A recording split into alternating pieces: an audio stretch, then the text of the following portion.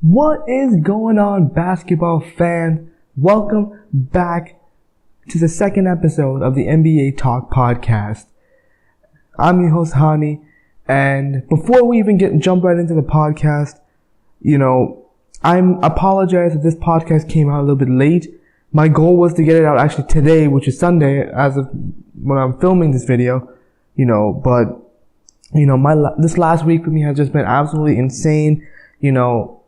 When you're a student and you're also trying to do YouTube, manage family life, it's very complicated, because you not only have to deal with what school gives you, but you have to also deal with what your family do, religious things, and then, it's just very difficult for me. And this week was so hard for me, just from school, of all this burden. Like, if you even look at my desk right now, I actually posted a picture up of it on Twitter, where my desk was legit cluttered with like math, and then marketing, whatever the hell I was doing, and absolutely insane. But I'm still here. I'm still dedicated to doing this podcast, and so we're gonna get right into this, man. Despite me having my trouble, despite even me having a sore throat right now, I'm still gonna be here. I'm still gonna get this podcast up for you guys. Hopefully tomorrow, just depending on how much rendering it's gonna take. Okay, so now without further ado, let's jump right into this episode. So on this episode of the NBA Talk podcast, we're going to be discussing, is Karl Anthony Towns the NBA's brightest young star for the future? Is Andrew Wiggins the next Kobe Bryant? Is Chris Bosh making an NBA return sometime soon? And is Derek Favors finally not a priority for the Utah Jazz? All this and much more coming up.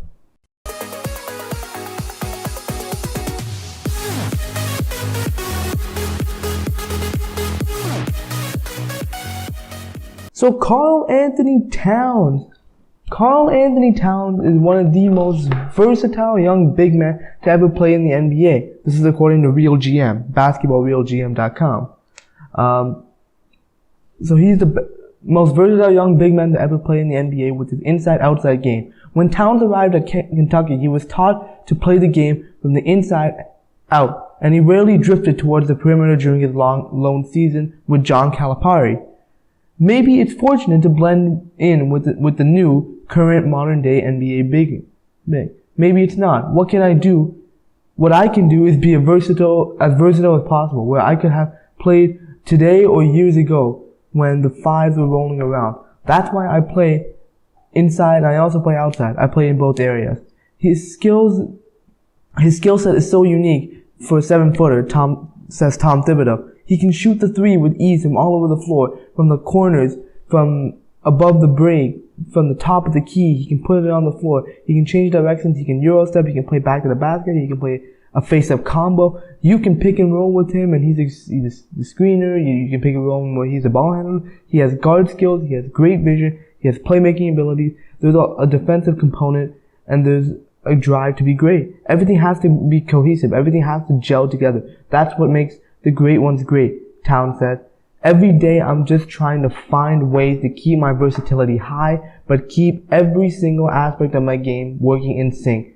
That's what I try to do on the court. I mean, why limit yourself? I don't limit myself. If my coach needs me to guard 1 through 5, I shoot. I can shoot. If I need to post up, be a bruiser, I can be a bruiser. I try to be great at all skills. So this was about Karl Anthony Towns and, him being the NBA's brightest young star. Now, just reading through this, Karl Anthony Towns is probably, actually, before I even mention that, I'm actually going to agree with this article. Karl Anthony Towns he is arguably the league's brightest young star for the next few years. This guy is going to be a multi-time All-Star. This guy is going to win multiple accolades, a lot of All-NBA first-team honors and whatnot. Maybe even MVP awards down the line, and it's really, as mentioned in this article, about his versatility. This is a player who can do it all. I mentioned this in my Rookie of the Year predictions video, how I was talking about Joel Embiid. If you haven't seen that, check that out. Link in the description, annotation somewhere around here. But I talked about how the modern day big men are big men that can do it all. They can do everything that a big man can do. You know, they can post up, they can, you know, get rebounds, block shots, be a presence in the paint, but they can also have guard skills as well. You know, where they can guard from the perimeter, they can shoot, they can pass, they can handle the ball. This is something that Karl Anthony Towns does really well. He's a guy who can do it all. And this is why coaches would love this guy, because he's literally, you can put him in any situation. You want to put this guy off the pick and pop, you can put him off the pick and pop. You want this guy to run a pick and roll, a reverse pick and roll with a guard, he can do a reverse pick and roll because he can handle the ball so well. If you want this guy to set up teammates, he can set up teammates. He's just so versatile. You can place this guy anywhere, and you can utilize him to the best of his abilities. And that's why he's probably the most promising, because he's not only does he have these skill sets right now, but he's getting better every year. Like, we saw him last year and how great he was. This year he's even better. This year he comes back, you know, even better than he was before. He's shooting better, this guy's passing better, he's looking better. You know, this guy's overall, he's getting better, you know, year by year. So that's why he's the most promising player. You know, he's a player that, you know, is exemplifying what the modern day NBA big man should be. And if I had to relate this to any current NBA player, it has to be LeBron James. I mean, LeBron James is the best player in the world for a reason right now, because he can do it all. He can do everything that a big man can do, and he can do everything that a guard can do. And yet he's a small forward. And so since he's the best player in the world, because of that, there's no doubt in my mind that if Karl Anthony Towns is a great overall player, he can do it all, then he can be a future best in the world player. That's why he's the most promising young star right now, in my opinion. That's why, according to this article, they're completely correct, especially what Tom Thibodeau was saying, that he can do everything. You know, that versatility is what makes players great, and that's what separates great players from, you know, average players. That's why LeBron is in a complete class of his own, because he's a player that can do it all, and he can do it all successfully. You know, he's a guy who can do it all and be good at doing it all. That's something that you can't say about a guy like maybe Stephen Curry. You know, he's a good player, but he's not a great player because he can't do everything. This guy can't post up. This guy can't, you know, block shots. This guy, you know, can't be a force on defense. You know, there's weaknesses in the Curry's game, but if you look at a guy like LeBron James and Karl Anthony Towns, you don't see many weaknesses in their game because they're able to do everything and they're good at everything. So this article is completely right. I feel Karl Anthony Towns is the NBA's brightest young star. If there had to be someone for LeBron to pass the torch to, it would be him right now. Unless Ben Simmons comes in and Ben Simmons somehow takes that away from him. But right now, if I had to choose someone for LeBron to pass the torch on to, I think it would be Karl Anthony Towns. Just because this guy is probably the player that, you know, represents LeBron. He's a player that really has those LeBron characteristics within him. That's why I think he's going to be the best player. He's going to be a future, you know, Hall of Famer. Lock it in, Karl Anthony Towns, future Hall of Famer.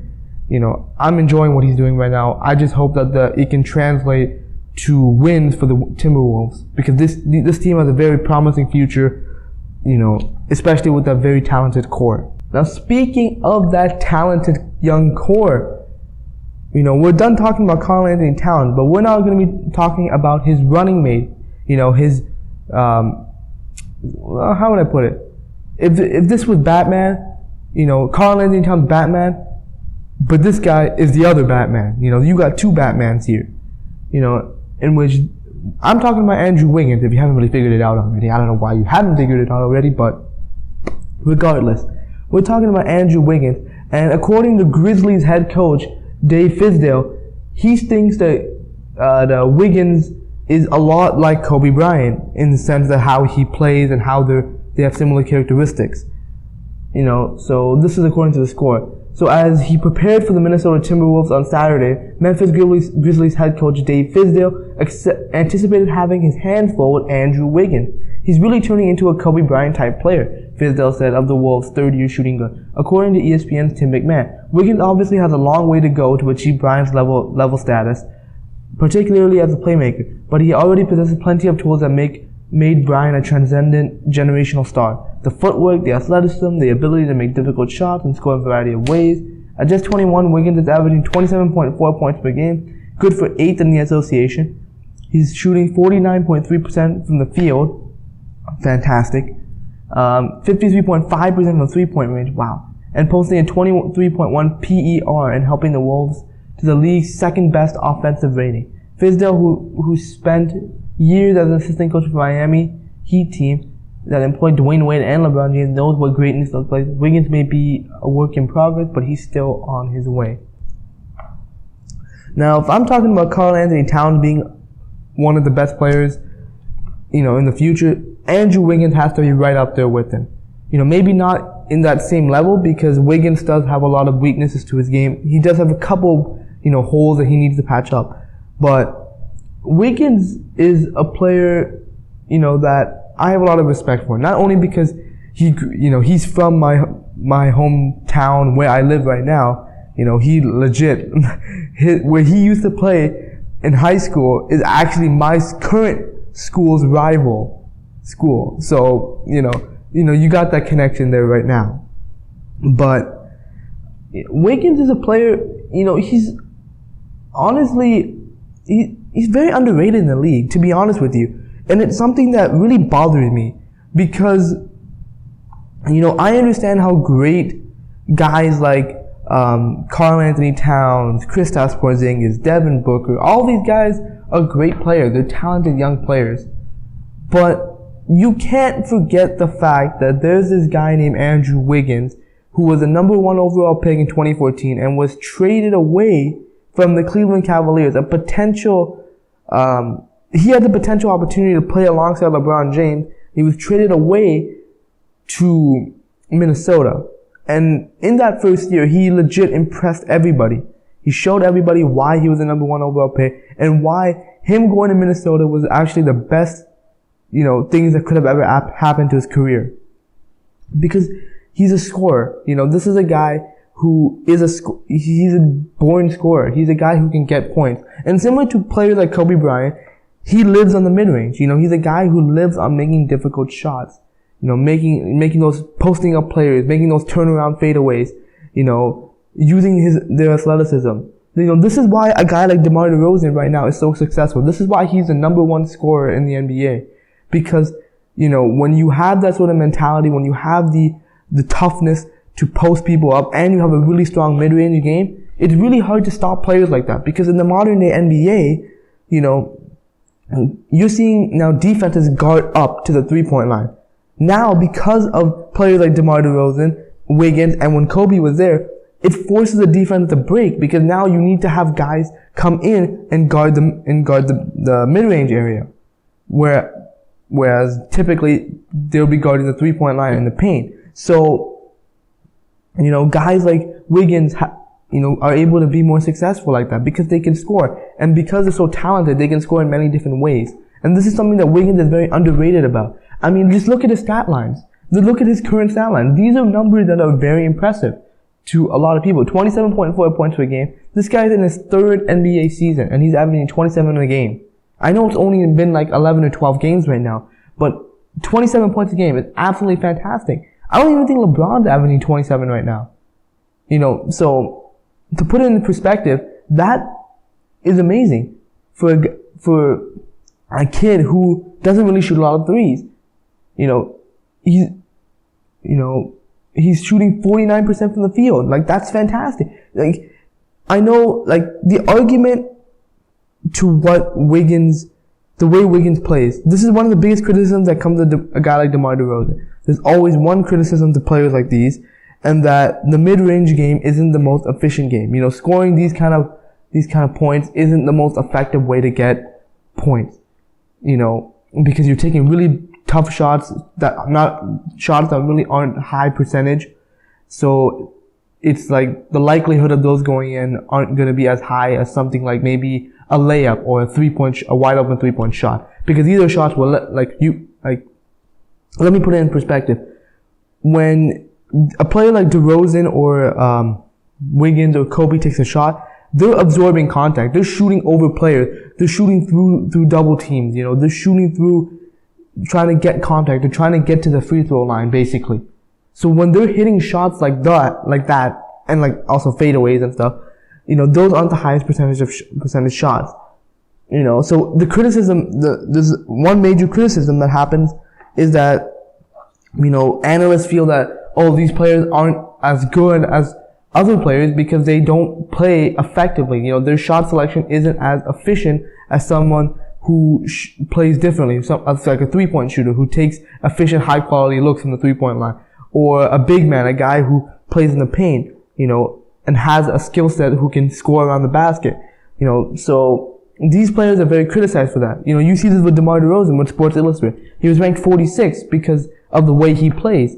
However, Wiggins is actually showing, and DeRozan is showing the league that you can still be a mid-range scorer and be successful.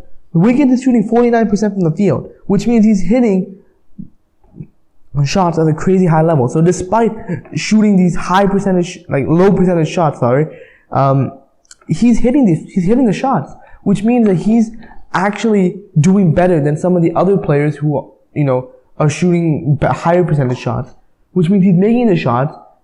He's also shooting great from the 3-point line. Almost 54% from the field. That's crazy. He's also crazy efficient. Another thing that analysts, man, what the hell is wrong with me? I can't even talk right now, man. But a lot of analytics people talk about, and that's that these players aren't efficient. But if you look at Wiggins, that's 23.1 player efficiency rating. That's a very high, player efficiency rating. He's very efficient, which means that he scores, a lot. So when let's say he's posting someone up, he fades away, he's gonna score that shot. So what in turn is a low percentage shot for an average NBA player becomes a higher percentage shot for these mid-range shooters. And, Wiggins is obviously fantastic at that. He's really good at doing that. And that's something that guys like Kobe Bryant made a living off of. Just being athletic, being a guy to absorb contact, to make difficult shots look easy, to make low percentage shots, high percentage shots. And this is what Wiggins is doing. That's why Coach Fizdale is comparing him to Kobe, because when you're trying to game plan for a guy like that, it's really hard because you need to, game plan for a guy who's going to be hot, who can basically get hot and start hitting the toughest shots ever. That's something that Kobe made a living off of. You see Kobe posting up someone, on the baseline, just fading away, almost going out of bounds, but yet he still hits the shot. Why? Because that is what he can do. That's what a mid-range shooter can do. He has such a great mid-range stroke that he's able to not only absorb the contact from the defender, but he's able to shoot over that defender's hand, fade away, and still hit the shot. So I completely agree. Wiggins is very comparable to Kobe right now. He's not there yet, obviously, but he's in that sort of lineup. And that's why, it really annoys me why people underrate this guy for his scoring, because the numbers are here. People see it. I can probably relate Wiggins to Kawhi in the sense that Wiggins is very quiet. He's not very loud in the sense that his game isn't the most attractive game. It's not like Steph Curry who shoots 36-foot jumpers. Wiggins is a guy who posts up people. He shoots fadeaways. He's efficient. He's quiet. He's not someone like maybe LeBron who's very loud and aggressive and people obviously notice who he is. Wiggins is a quiet player. So that's why people really underrate this guy. People say, this is Karl Anthony Towns' team. Well, yes, it's Karl Anthony Towns' team, but it's not just Karl Anthony Towns' team. It's also Andrew Wiggins' team. This is a two-man team. It's led by two stars, and those two are Wiggins and Karl Anthony Towns.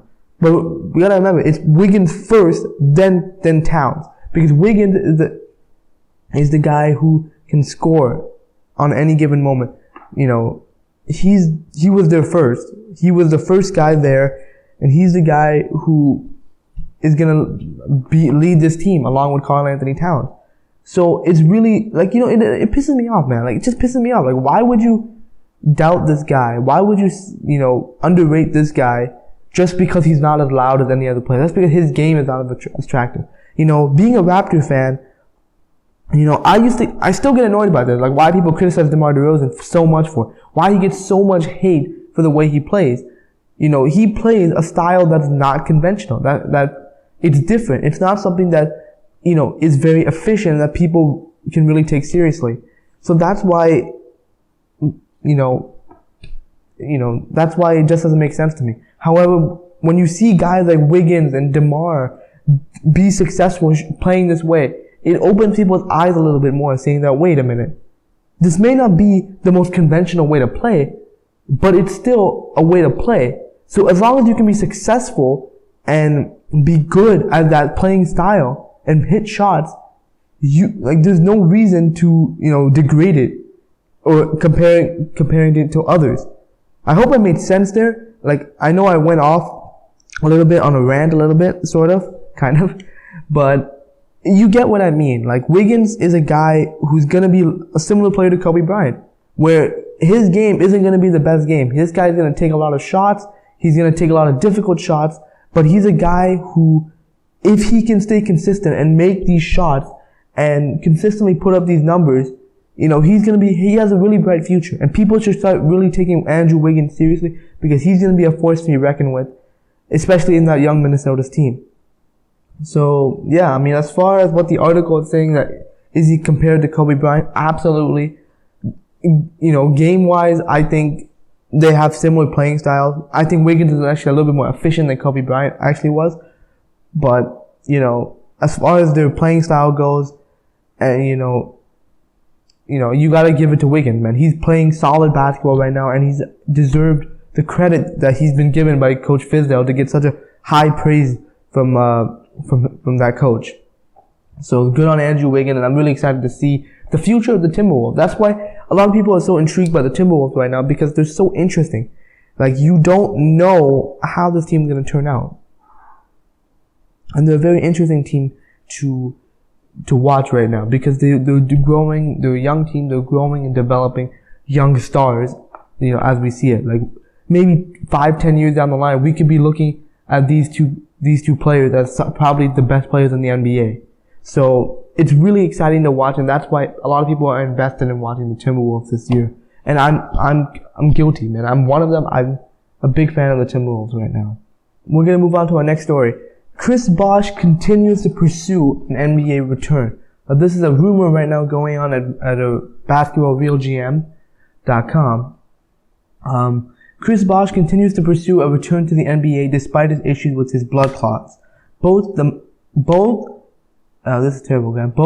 the Miami Heat remain at odds about his health, and he's unlikely to play again for the franchise. The Heat could waive Bosh, but they would receive no cap relief if he plays 25 games with another team. Bosh is signed through the 2018-2019 season. Now, I've talked a little bit about Chris Bosh and his situation and why he wasn't able to play this year. So if you want to know a little bit more about the situation, me going a little bit more in depth in the situation, check out my video on that and why I think Chris Bosh should actually retire from the NBA. It's actually a pretty good video if you want to check it out. So link in the description, annotation as well. But to keep it brief, Bosh has been suffering through these blood clots, and now it's come up again. So in Miami, he ruled him out, and now Pat Riley is basically saying that, look, we spent so much time, so much effort to try to get this guy back. He's not getting healthy, so it's really no point in us investing all that effort. We're not going to do anything anymore because it's no point. It seems like there's no point, according to Pat Riley. So quoting Pat Riley, he said when Bosh was actually officially ruled out, he said that his Heat career is probably over, which means that Pat Riley and the Miami Heat aren't going to do anything more to help Chris Bosh out. Now, according to Bosh, he believes that he can still play. He believes that he found a solution, going to personal doctors and stuff, that he can still, play basketball and still be, still live, if that makes any sense. But, but it really just depends on how he can get released. And also, this situation is also very complicated because of the financial situation they're put in. Because now Miami can technically waive Bosh, but let's say Bosh gets waived and another team picks him up and Bosh plays more than 25 games for that team. That means Bosh's salary will still show up on Miami's payroll because he's still an active player and he's playing more than 25 games. So Miami cannot use the health claim to sort of waive him, because now it doesn't make any sense because he's still playing, which means that waiving him would basically be no point for Miami. So that's why Miami's waiting to, I guess, for an opportunity for Bosh to not play 25 games so that they can waive him, get his full contract off their books, so then they can have the full cap flexibility when moving on to the offseason. So according to most people, they're looking at around maybe March, mid to late March, to waive Bosh, because that means that he won't be able to play in the playoffs, which means that, Bosh will not play 25 games. So it helps Miami in that sense. So, as far as Bosh continuing to pursue an NBA return, I'm quoting myself exactly from what I said in my video about this. I feel that Chris Bosh should retire. I feel that there's no point trying to, chase the inevitable. You are always going to have this issue lingering around your head that, look, one false step, one mistake, you can risk your life like that. You can be dead like that.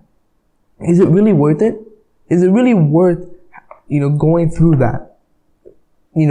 Personally, I think it's not. I mean, and don't even get me wrong, I've actually looked into this issue extensively because I actually did a whole school assignment on Chris Bosh and how, his situation. So I know a lot about what's going on right now. So based on what I've been reading, based on what is going on right now, the best thing for Bosh to do right now, in my own opinion, and a lot of other people's opinion, is just retire. There's no point trying to chase the inevitable. Like, you're not going to, suddenly remove this issue entirely. This is always going to be in your mind. This is always going to be a concern for you. Even for any NBA team. If I was a GM and he had a medical condition that's so severe that he can potentially drop dead in the court, I would not even lift my pen, or actually no, lift my phone to even give this guy a call. I wouldn't even do that, because I know it's a waste of my time. It'd be a waste of my money. It'd be a waste, of his talent. It'd be a waste of his health, and that's something that I don't think any team would want to do. Nobody with a brain would think of signing this guy, because he's in a condition where he's so unstable that anything could happen. I know he's found a solution. He thinks he found a solution with other doctors to go on blood thinners, to play. But he has to realize that if you're using blood thinners to, play an entire season of basketball, blood thinners is basically, you're thinning the viscosity of your blood. So you're basically, the blood isn't as thick as an average human, so it can flow through his arteries. That has a lot of side effects. It has a lot of side effects to players, and athletes especially. So if you overexert yourself, you can potentially drop dead because your blood isn't flowing. Because if you think about it, if this is your main bloodstream, this is how your blood flows. And usually, a blood thinner would do this to your blood, which means you're not getting much blood flow, as you would be getting typically if you're taking blood thinners. And that's what Chris Bosh is realizing. This medication, this whole solution that he's come up with, it's not foolproof. Anything can happen. Something like one misstep can instantly make him drop dead. And he's not understanding this. And that's something that really is starting to piss me off now. It really is. It's starting to piss me off because it's no point. Why are you trying to risk your potential, future health, for just another maybe 4 or 5 years of basketball? Chris Bosh is 32 years old. He's literally going to be in the NBA for another 4 to 5 years, and that's it. He's going to retire like everybody else. And in my opinion, my advice to Chris Bosh is, if you want to see yourself wearing that orange jacket, having that ring in the Basketball Hall of Fame, and if you want to be standing to receive all that, you would not even consider playing this year. You should just retire, spend the rest of your days with your family, be healthy, be safe, be happy. And I think that's something that Chris Bosh is completely overlooking, and I think he's a complete idiot. I think he's an idiot. Like, what Kevin Durant said about in the playoffs, he's an idiot. Because this is completely stupid. Like, why would you risk your future health? I get it. Basketball's your life. I get it. This is what you work so hard for. But you gotta know where to draw the line. It's health versus career. And if me personally, as a typical guy, an average Joe, I would choose my health over my career, because I know there's one thing for sure, that my career is always gonna be there, but my health is not. My life is never gonna be there. It's inevitable that I'm gonna die one day. But it all depends on how soon it would be. I have that control of when it could be. So, I think Bosh is being very stupid. He's being very selfish right now. I think the best thing for him to do is retire and just enjoy his life, man. But that's not up to me. It's really just up to Bosh. And this is actually a rumor right now. So for all we know, it may not even be true. But as of this rumor, I think this is a bad decision for Chris Bosh. So we're gonna move on now. So this is another rumor. According to the Utah Jazz, re-signing George Hill is a priority for Utah. So this is according to ESPN.com. So the Utah Jazz acquired George Hill in a 3-team trade that involved the Atlanta Hawks and the Indiana Pacers during that offseason. So basically, the main bulk of, this trade basically was sending Jeff Teague to Indiana, George Hill to Utah, and I believe Trey Burke to, no, not Trey Burke. Was it Trey Burke? It was some other players to Atlanta. So, yeah. So, he was a solid point guard in his 5 years in Indiana, but little did the Jazz know that Hill would put up stellar numbers once coming over to Salt Lake City. He has been sidelined for Utah's past 6 games, but when healthy, he has averaged a career-high 20 points per game and 5 assists. He's tied with Gordon Hayward for the team lead in points per game. Hill's play over the first 7 games has helped him emerge as a star in Utah, and the Jazz have made it a priority to re-sign the 30-year-old veteran. Hill is in the final season of a 5-year, $40 million contract, but the Jazz can soon extend him in an in-season offer. This grammar, man. Like, some people just don't know how to spell, like, check their grammar. So, before I actually continue, what I get from this, George Hill has been putting up numbers. He's legit been putting up numbers. I think it's because he knows that he's in a contract year. I think he knows that this is his time to shine. This is his time to prove his worth. Because the past few years, he's been very irrelevant. He hasn't been something of importance in Indiana because he's been overshadowed by guys like Paul George and Monte Ellis, and now even Miles Turner last year. So, I think the reason why he's broken out this way, because he knows that he has to, sort of, what's the word for it? He has to showcase himself to teams to show that, look, I'm still a good point guard in this league. I'm still a decent guy, a guy who can put up numbers. I deserve that money that guys are being paid, So, yeah, I mean, as far as his play goes, he's been playing fantastic in my opinion, but he has been injured for the past few games. But when he's healthy, he has been playing amazing. He even shocked me. Personally, he shocked me. Especially because I could have drafted him during fantasy, but I didn't, man. And I just, man. But he's been playing fantastic. All I'm saying is that there's a reason behind all of it. And that's because in his mind, he knows that this is the contract year. If I don't perform, I'm not going to get money. So that's really where it's all behind it. As far as Utah wanting to re-sign him, I think for the long haul, as long as your team is winning, I don't mind it. I don't mind signing him to extension, so long as it's not going to compromise something that's integral for your future. For example, if you sign George Hill and you don't have enough money to sign maybe another young promising guy on your team that's going to help you in the future, I don't want that. I really don't. So that's why, I mean, if Utah wants to go through with it, I think now is the best time to do it. Because if you think George Hill is your point guard right now, you got to pay him now. You got to extend him now. There's no point in wasting time until the off season, because you know for a fact that teams are going to offer this guy money, especially the way he's been playing. He's going to be offered many other contracts, many other lucrative deals, especially with the money that's being thrown around. If you want this guy, you lock him up now. Lock him up now. Finish it off. You know, it's pretty silly what Oklahoma City did with Russell Westbrook. They said, you know what, we don't want to lose this guy next year. We want to keep him. You know, let's do it now. Let's finish this deal. Let's get him locked up for the next few years. And if Utah wants to go through with it, I'm on board. I think George Hill's a solid point guard. And he fits Utah. He fits their defensive-minded system. You know, and plus Utah has been in desperate need of a point guard so badly that George Hill basically just fit right in, because that's what their need was. So, yeah.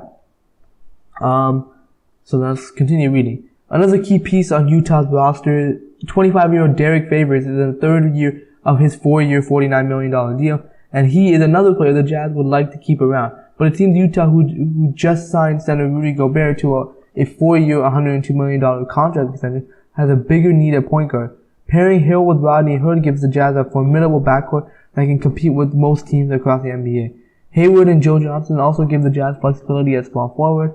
Hill has an abundance of playoff experience, and his leadership has been a huge reason why he has become a favorite among the team, especially with younger guard Dante Exum backing him up. The Jazz could pay Hill an additional $13 million plus on top of his salary for this season as a part of a renegotiation and extension formula. As Stein points out, Hill said he would like to re-sign with the Jazz, but if he doesn't, he could become one of the most highly coveted free agent point guards in the summer. So, like I was mentioning, if this compromises something that, like signing another piece, like Derek Favors, I say don't do it. And it's really now up to Utah. Now, who do you want? Do you want to keep Derek Favors, or do you want to keep, George Hill? George Hill's 30 years old. Derek Favors is 25 years old. So you've got to also factor that in. That the age is a big thing. That George Hill, he's on that sort of side of 30 where your play is about to decline. So, from that point of view, Derek Favors looks like the more intriguing product. But, I mean, I can see what Utah's looking at. They're looking at, you know, their success now. They're looking at how they can build from now to the future. And with George Hill, they have a lot more versatility than they do with Derek Favors. Now, there could be something worked out where maybe they can, both Derek and George take less money to both sign with Utah. You know, if they want to both be here, they want to both continue being with this franchise, they can both sort of say, okay, you know what, let's do something here. Let's both take a little bit less money. Let's, you know, band together, be a team, and let's go and let's win some games together. They could do that. But knowing players' egos and knowing how much money is going to be thrown around, I think at this point for Utah, it's going to be one or the other. You have to choose now. Who do you want more? Do you want Derek Favors more, or do you want George Hill more? If I had to choose one personally, see, it's a tough decision. It's a really tough decision. But I think right now, since they're being successful, I would choose George Hill, because you can probably sign him for a little bit cheaper than his market value would see him to be. You know, you can probably sign this guy with maybe a $50 million. Wait, what's his current contract? I think he's signed to $40 million. So I think you can get him for maybe $60-70 million over four years, and that would be a solid deal for him. That's also a good bargaining deal as well. So I mean, it's a really tough decision for Utah, but you gotta make this decision. It's either. And I say if you're gonna make a move to get a player onto an extension, you have to do it now. If you don't do it now, you know, it's like, then you're never gonna do it. And there's no point in keeping this player. You'd rather just let him walk during free agency. And you don't want to do that. Yeah. So now we're gonna move to Sacramento. That's always fun. So according to Basketball Real GM, NBA.com. The Kings are ready to start playing small. The Sacramento Kings will begin to play smaller after losing 4 straight games. The Kings have been starting Costa Koufos at center with DeMarcus Cousins at power forward. After falling behind by 26 points to the Los Angeles Clippers in the first half, Sacramento shifted to a lineup with Cousins at center, Rudy Gay at power forward, Aaron Aflalo at small forward, along with Ty Lawson and Darren Collison in a duo point guard backcourt. I've seen enough, Dave Yeager said, the head coach. We're going to play small. DeMarcus is going to play center. I don't know who else will play with him. It just gives us more zip, more life, and more experience. That's not any detriment to anyone else or what they've done. Yeager will have to sort out which player will fit best around Cousins. The Kings will had more energy after the lineup change. We have 5 skilled guys then, Yeager said. You can't cheat, you can't roam, you have to play everybody. It just gives us another dimension in the pick and roll, having 2 playmakers out there. Is there really anything that I need to say? I mean, this is a long time coming. I don't understand why he didn't do this sooner. The Kings have a lot of big men. It's no secret. They have a lot of big guys, not centers and power forwards. But you gotta realize something. The NBA is moving smaller now. It's more about guards and forwards now than it is about big men. So, if you can play small, it's actually a good thing now. Because you're now a lot more versatile. You're a lot more, you're better both ends on the floor. And I think the Kings are starting to realize that look, we can't, playing big isn't working anymore in the NBA. It's time to go small. It's time to utilize DeMarcus Cousins properly. It's time to utilize his team properly. Because there are some quality guys on this team. There's guys like Matt Barnes, Rudy Gay, Darren Collison. These guys are quality players. They're not scrubs. So if you play these guys in a small lineup, it's going to be better for the Kings. I think the Kings starting lineup should be what it was said right here. I think it should be Collison, Lawson. I think it should be Aflalo, Gay, and then Cousins. I think that's a solid starting lineup. Now, as far as the bench goes, Dave Yeager is going to have to figure something out for the bench lineups. But for going small, I completely agree with it. You have to do it. It's coming to a point where teams are actually forced to do this now. Especially when you're playing teams like Golden State, who generally play a lot of small ball. You want to be able to compete with them. You can't, allow them to, play up and sort of get in the big leads with you. So overall, I mean, this was a long time coming. They should have done this from the beginning, but they're finally starting to realize something that's really important to the NBA. And finally, the final story I got for this week is Chandler Parsons. So this is according to the Score. Parsons could miss 2 weeks with a knee injury. So the good news is that Chandler Parsons hasn't injured the right knee that was surgically repaired twice in the last 2 years. The bad news is that his left knee is now ailing.